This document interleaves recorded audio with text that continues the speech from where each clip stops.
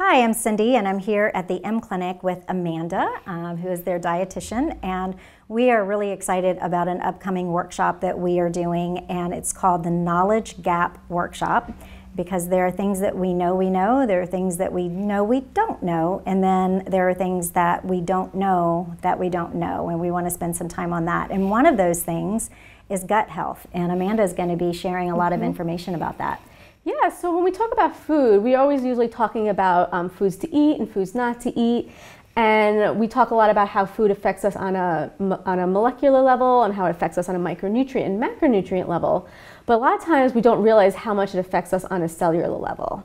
Yes. So yeah, there's a lot of toxins in our foods, whether it's organic or not organic, it's always there. And they really play a big havoc on our GI lining. So that GI lining is very protective, but sometimes it could kind of get a little bit too much of an overburden on our liver. So gut health can affect us negatively in both ways that affect like constipation, diarrhea, but it also manifests in non-GI instances such as like headaches, fatigue, joint pain, so much more that we'll be able to talk about and figure out, how our gut is affecting our health. And yeah, so we really look forward to seeing you at our upcoming workshop.